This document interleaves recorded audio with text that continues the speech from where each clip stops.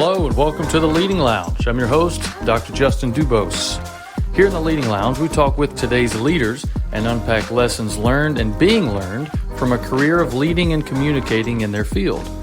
These conversations are designed to be both informal and informative, and we want to equip you with wisdom and tools to empower you as a leader where you are and where you want to be.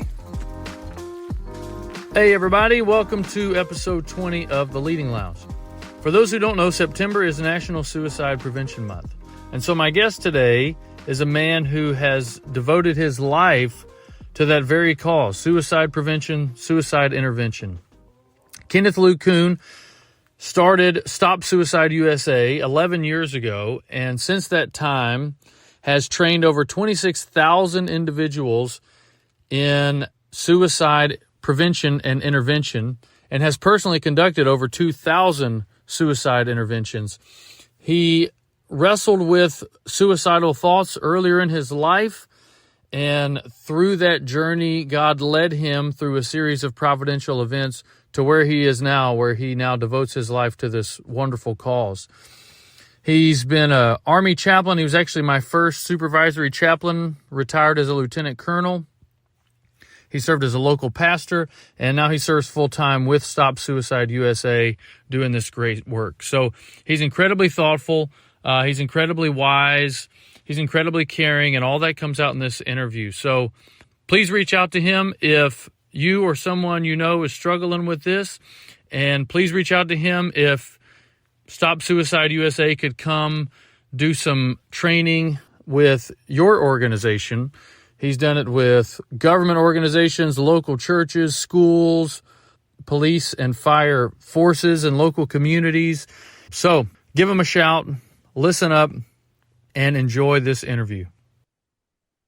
All right, everybody, thanks for tuning in to another episode of the Leading Lounge. Got a special guest with me today, Kenneth Koon, who actually was my very first supervisory chaplain in the United States Army Reserves. We would have met about 12, 13 years ago, something like that. So, Ken, I appreciate you giving me your time, man. Giving me a little bit of time and sharing some wisdom about what you do.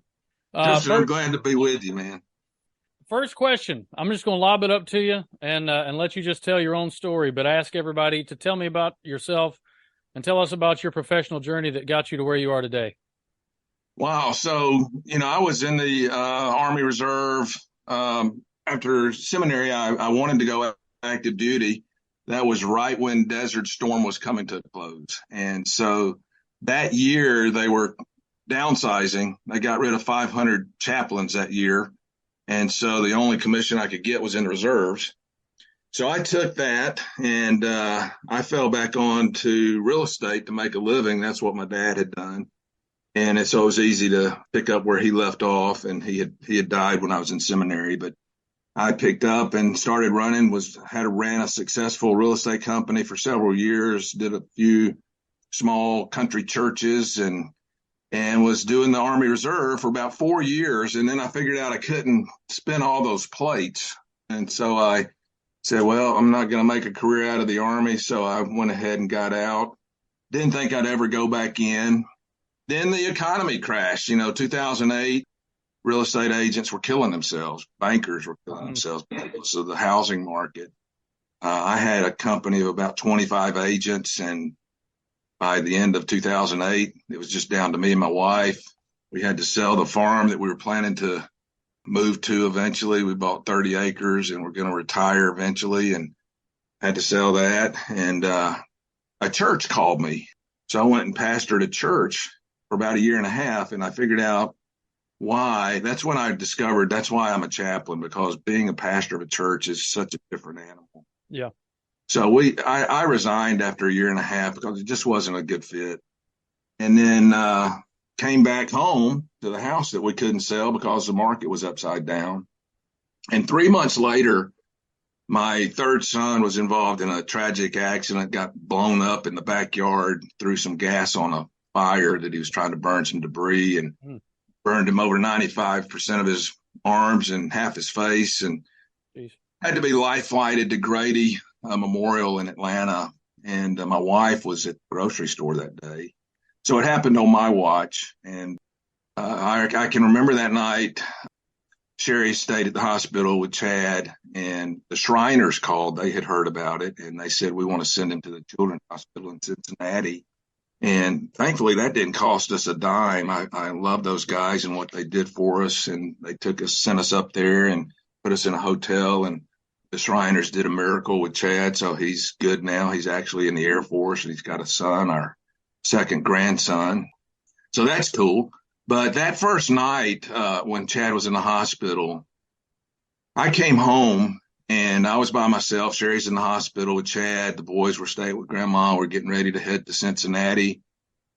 And for the first time in my life, I had a thought that I would never have imagined having, because you know me, I love to cut up. I love to be positive. Mm-hmm. But I felt like my family would be better off without me.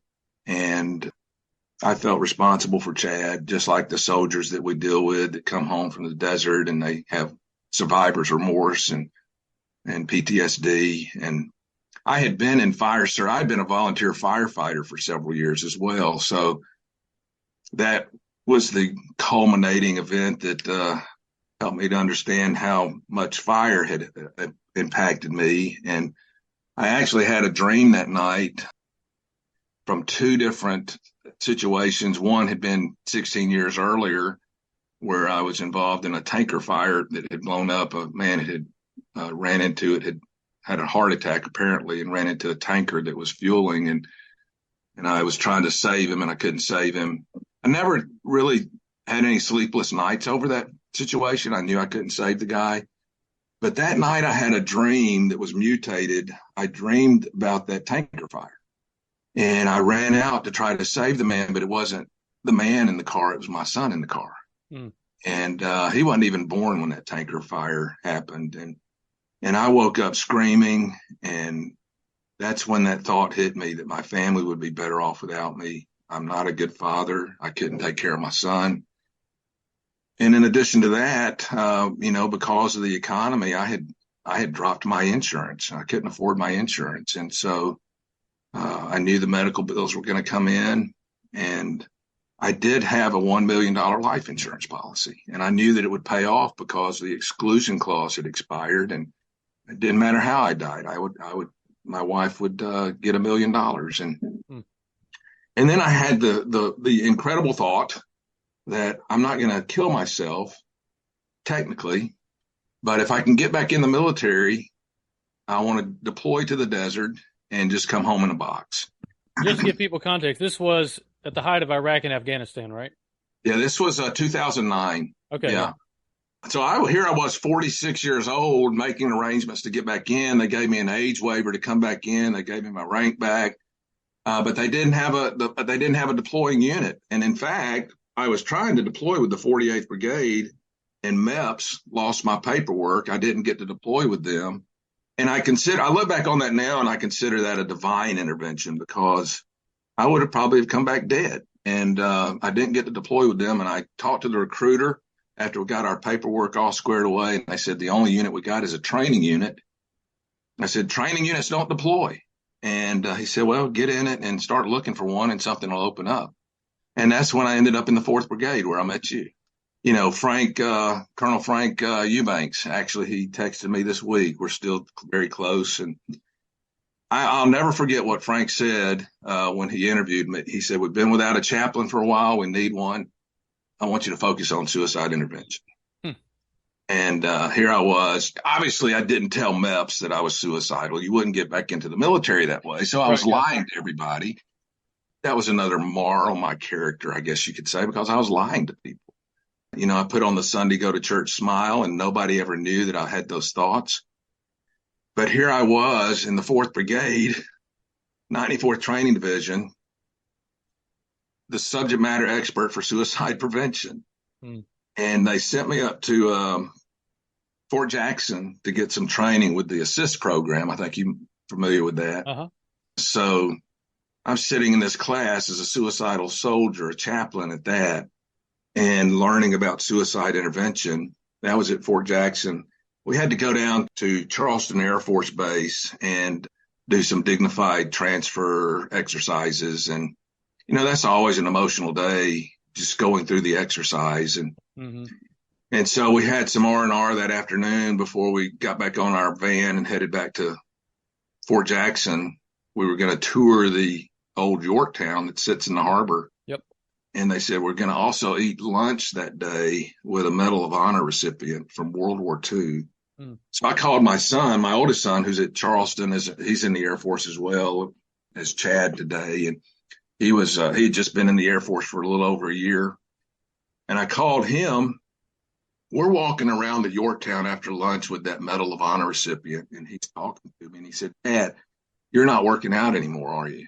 And I said, no, I really don't see the point. And he knew that was a lie because, I trained all my boys to be power lifters. And actually, Chad, after he got over his burn issues, trained him to a national powerlifting championship as a 15-year-old. Oh, wow.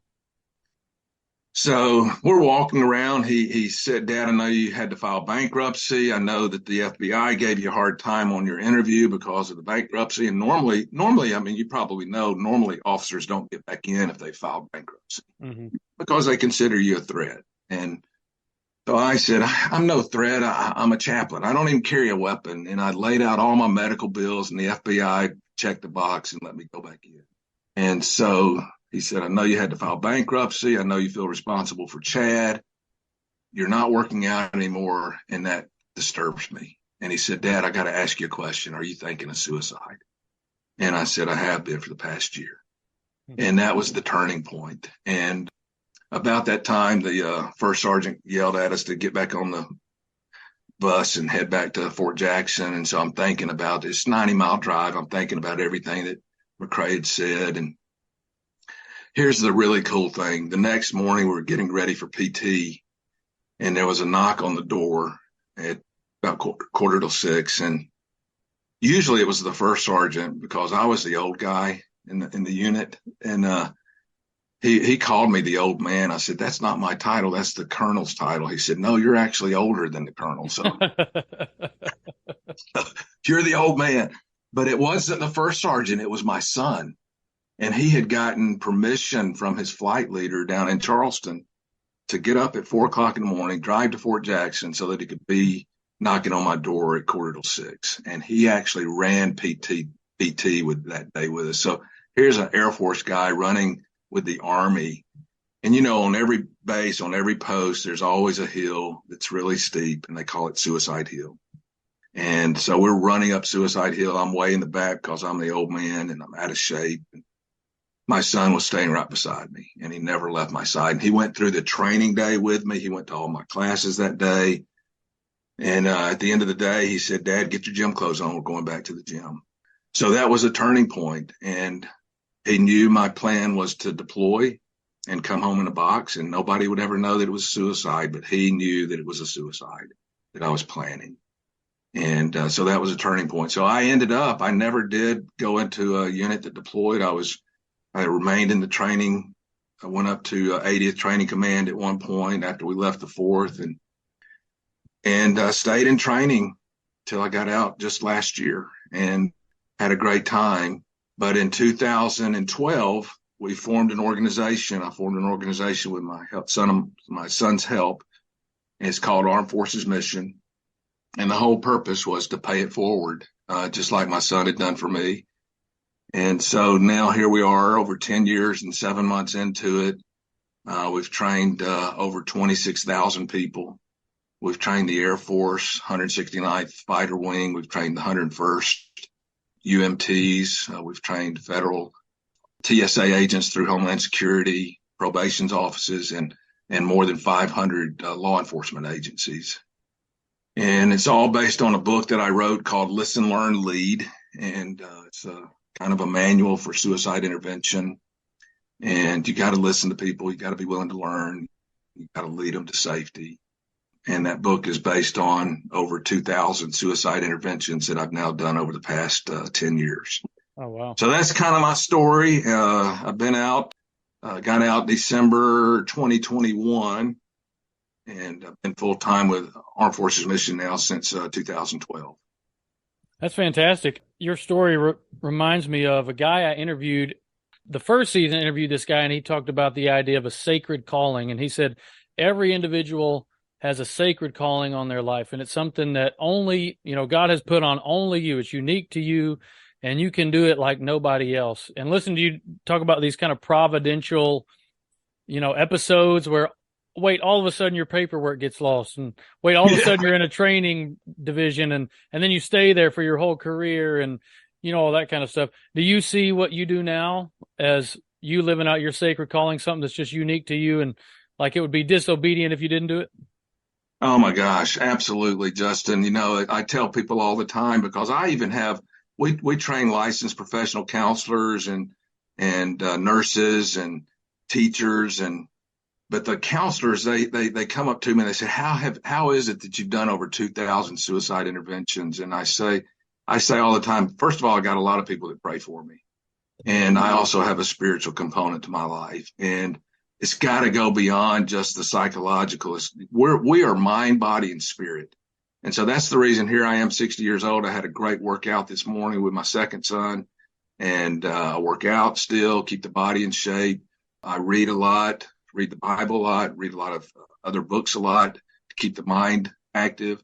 But I read the Bible to keep the spirit active, and I pray. And it's a calling. It is a calling. And here's the thing.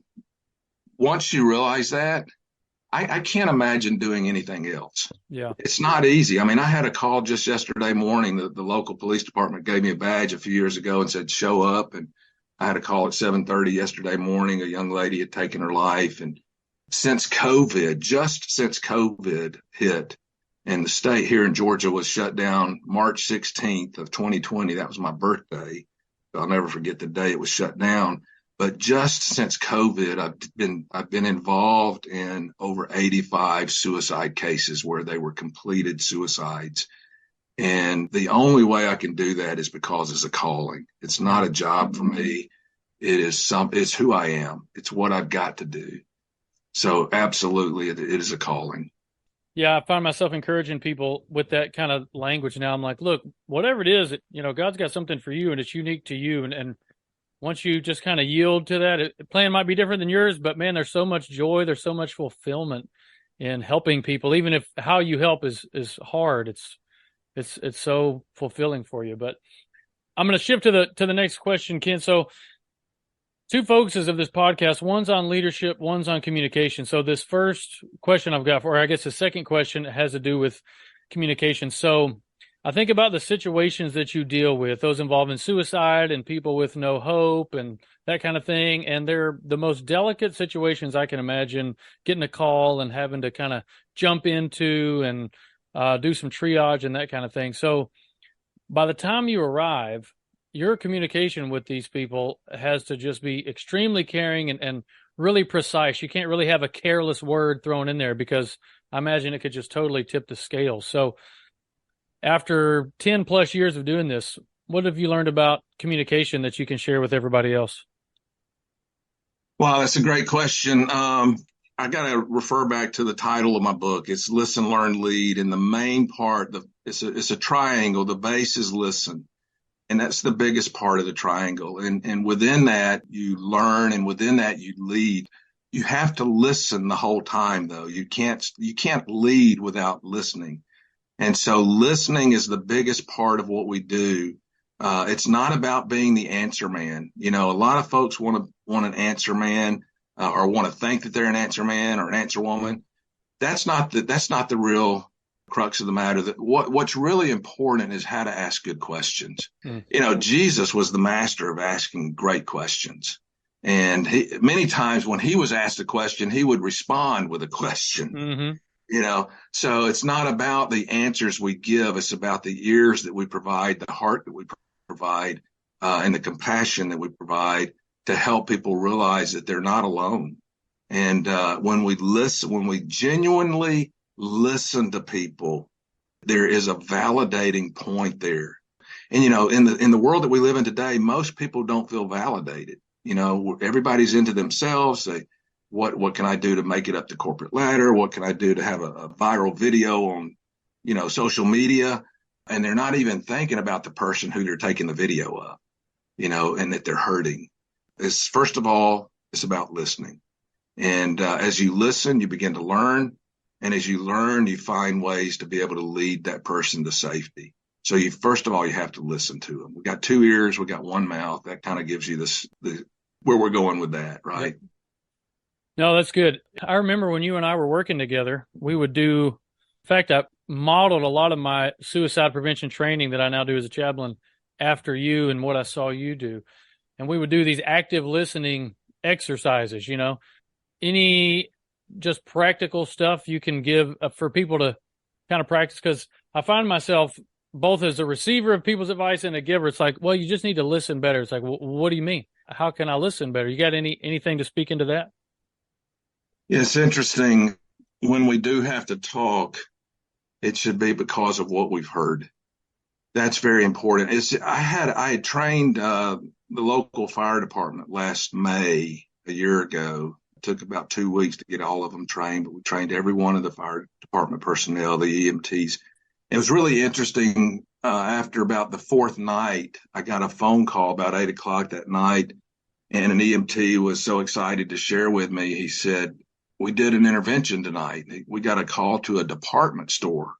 A girl was going to take her life at the department store." Wow. And he said it was like you were standing there right beside us, whispering in our ear. And what we learned this afternoon in the class was the very same things that we said to the girl that was hurting. And so what happened, they didn't even have to transport her to the hospital. They asked her who else could be in her network of care. She said her mom. They called the mom. The mom came to the store. They gave the mom some instructions, and she was able to go home with the mom. That's been over a year ago, and the young lady's still alive. She's finding resilience again. She's finding hope again. But what people need to understand is that suicide is a common thought.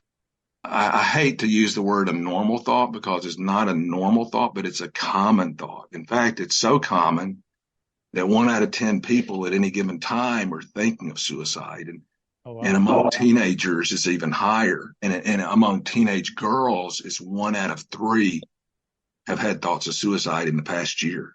Man. And so when we understand what is going on in the culture and in that person's life, they feel hopeless. I felt hopeless, back in 2009. And that's the crux of the matter. Suicide's not the result of wanting to die. Out of 2,000 interventions that I've done, I've never met anybody that really wanted to die. And people look at me cross-eyed when I say that. But I truly have never met anybody that really wanted to die. Suicide's not the result of wanting to die. Suicide's the result of loss that leads to hopelessness. And that hopelessness is so overwhelming in the moment that they think that suicide's the only option. And that's where I was in 2009. I thought in the moment when I woke up from that horrible nightmare that suicide was the best option. So I tell people all the time, suicide is not really an option. Let's think about this. It's not an option. It's an option ender. It ends all of your options. Yeah. And so let's figure out a way to stay alive.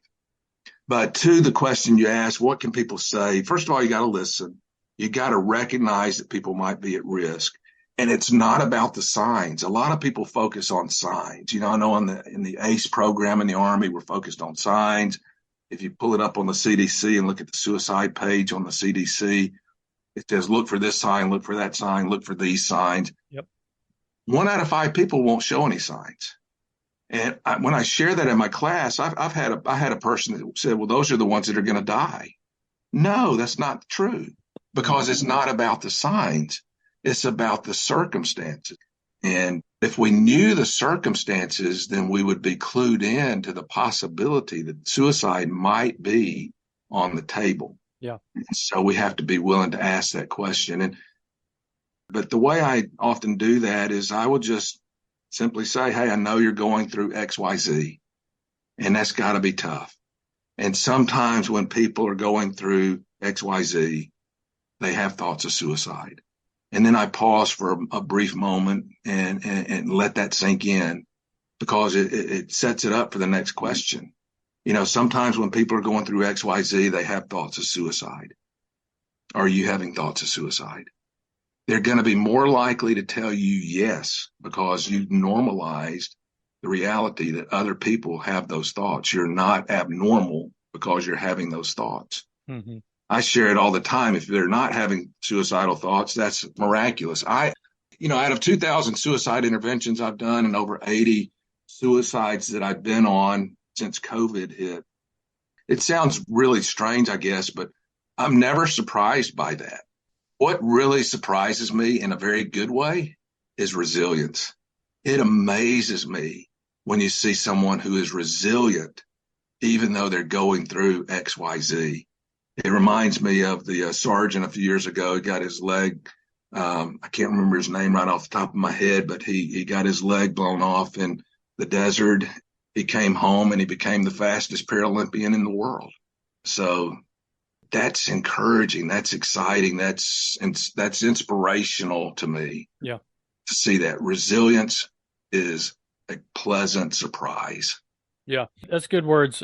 I wanted to ask you, I mentioned, communication is one of the focuses of the podcast, another is leadership. And I had the blessing to not just see your leadership, but to be under you in a military world. So I know you're a great leader. And so I wanted to ask you, as it relates to Armed Forces mission. So you started that 2012, right? Correct. Yep. So you started that 2012. And since 2012, the last 11 years, and you can tell me if these numbers are wrong, but you've trained over 26,000 people in suicide prevention. Is that right? That's right. Yep. Yeah.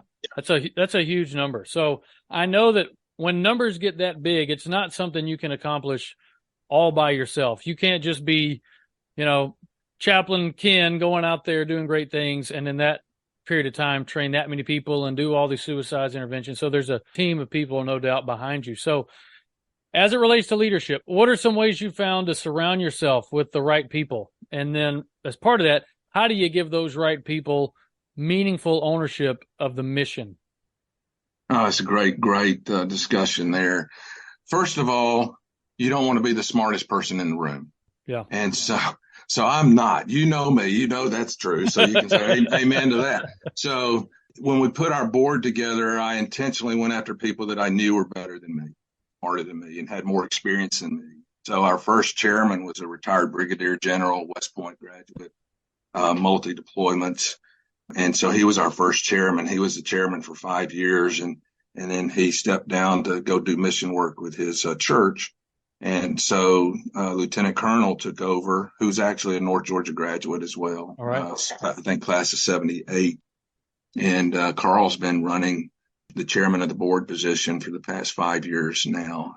I've surrounded myself with people that have been there and done that. And I'll give you a great example of Tom Van Connell, is a dear friend of mine now. I actually met him because of our commander in the 4th had asked me to do his wedding back several years ago. And she and he had met through West Point, and they knew each other. And so I did his wedding for him, and he found out what I do and wanted to be involved. He's in South Carolina. I'm in Atlanta.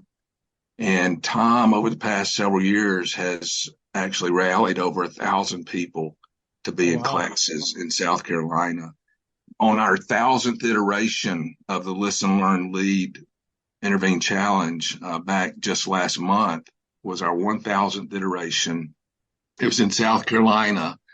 And normally I only like to have 30 to 50 people in the class, but we had 175 people in the class that day because of Tom. So he's a go-getter.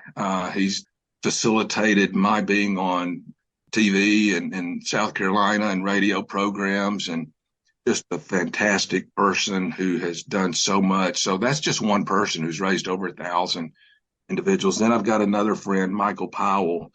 He was never in the military, but he was a Marine brat. And so he knows all about the military and how it functions. And he runs a program here in Georgia for his county. There's executive directors in every county. It's called Family Connection. And over the past, Mike was actually the first person to really jump on board and say, hey, let's do this. And we started off that year training the school system in Pike County. And this was back before 2015. 2015 in the state of Georgia, it was mandated for every school teacher to get suicide intervention training on an annual basis. Oh, wow. And so Pike County Schools actually started it several years before that with us, and we taught the Listen, Learn, Lead program. Superintendent came, and we've been going back to that county every year for the past 10 years now. And Mike has rallied over 1,000 people. I was actually in a meeting with him just last week in Griffin, Georgia. We're getting the technical college there to teach a class and the police department there, and they're going to invite other police departments. And that's all because of Mike. I didn't do it. Mike did it. Tom did it in South Carolina. And in Texas, we've got a training officer out in Texas with Dallas PD.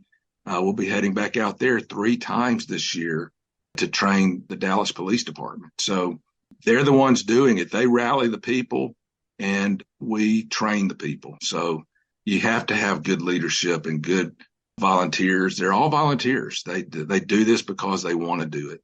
Mm-hmm. Yeah, your great point reminded me of something that I end up telling people. So part of what I do with Communicate to Care is go around with other leaders and try to help them when they hit these walls and they don't know how to, scale them or get over them or get around them or whatever.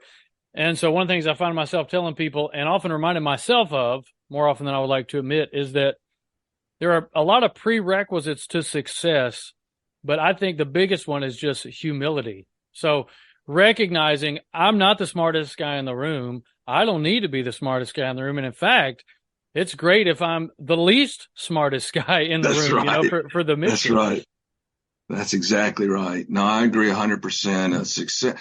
And I would also say also part of success is knowing how to fail. Yeah, for sure. And failing good and failing forward. There's no such thing as failure if you learn from it and it changes you and it makes you a better person. I do not look back on my days when I was having thoughts of suicide as a point of failure anymore. In fact, I don't think I would be doing what I do today if I had not been down that road. No, for sure. And even if you were trying, it wouldn't be as effective because you hadn't been in those shoes. Right.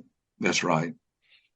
Well, speaking of failure, one question I ask to everybody I interview, Ken, is about a time that they failed at communicating, because my theory that I mentioned when I interview people is I think people can identify far more with your failures than they can your successes, because everybody knows what failure feels like. So I like to ask people to think about a particular time when, in your eyes, you failed at communicating. And then what'd you learn from it?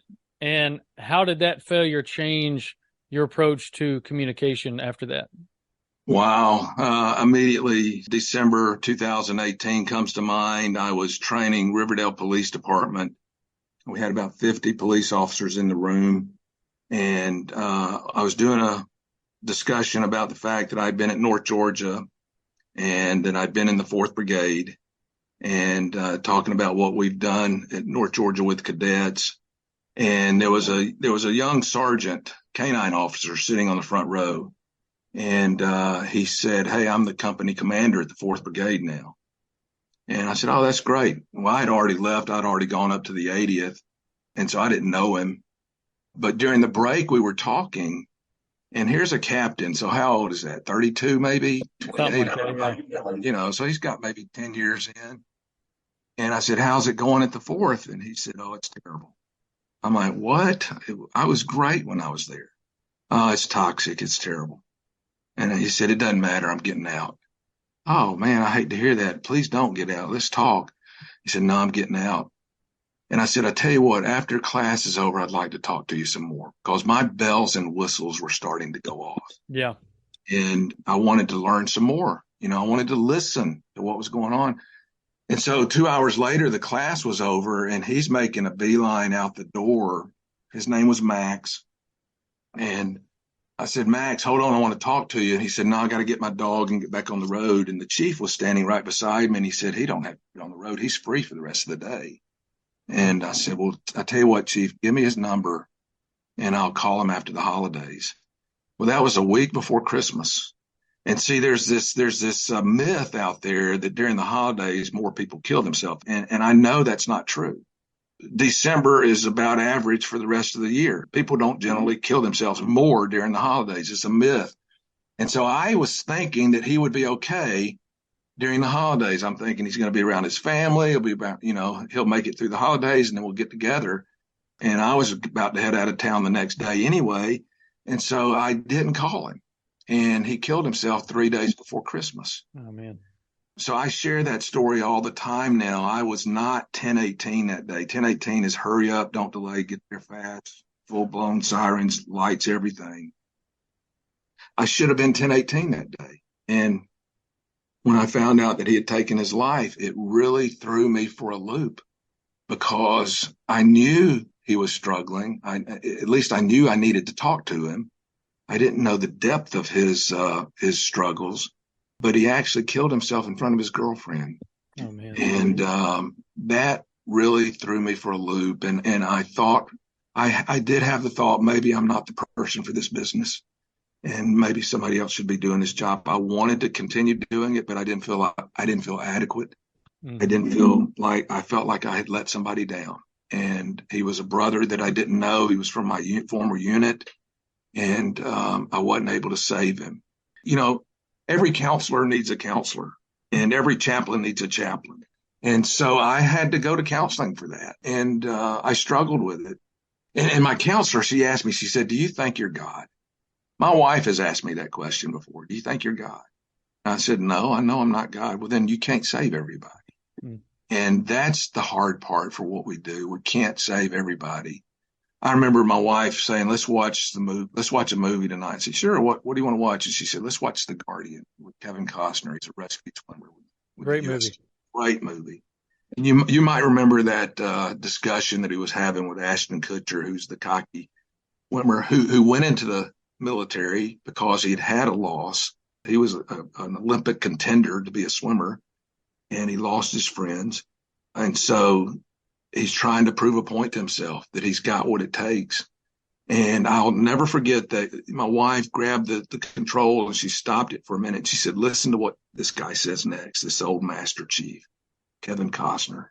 Ashton Kutcher asked him, he said, so what do you do when the sea is full of bodies and you've got to try to save them? And the old Master Chief said, you save the ones you can. Yeah. My wife stopped it and she said, did you hear what he said? And I've seen that movie a dozen times, and I don't cry at movies, but tears came in my eyes that day because I realized I am not the savior of the world. I can't save everybody, but I can save the ones I can. Yeah. That's it. Oh, that's beautiful. What you do is incredibly heavy. I know you got to bear a heavy weight, and this has been some heavy subject matter for this interview. And so I wanted to ask you just to share with folks, where can they find out more information about AFM, and is there any particular way they can get involved with you?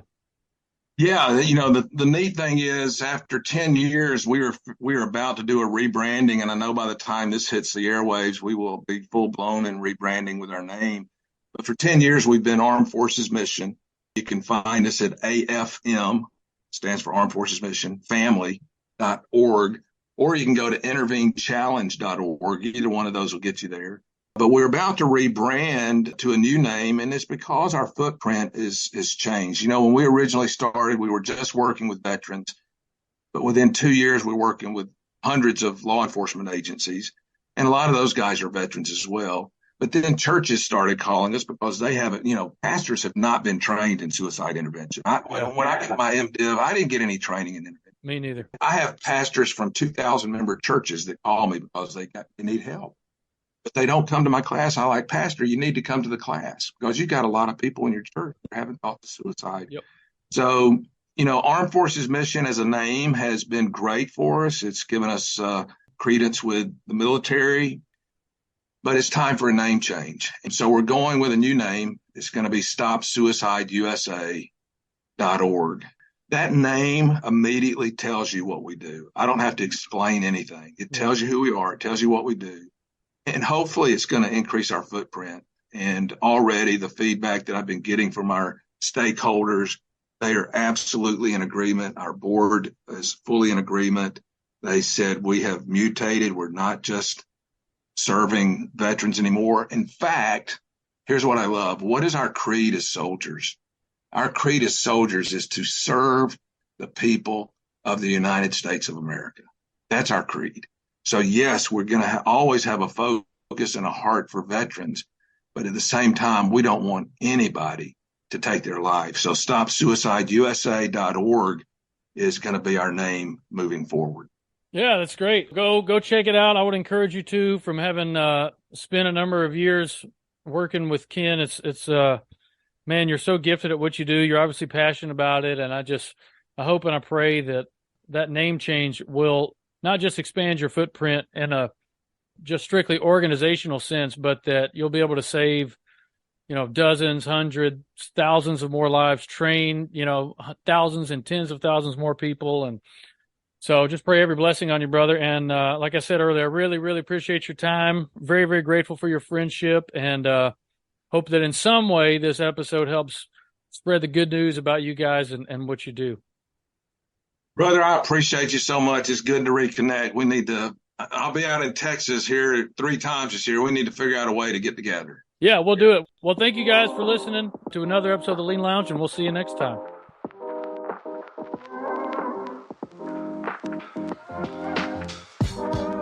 Thanks for joining us today. The Leading Lounge is brought to you by Communicate to Care, where we are building better leaders by building better people. For more information, visit us online at www.communicatecare.com. This is your host, Dr. Justin Dubose, and we'll see you next time, right here in the Leading Lounge.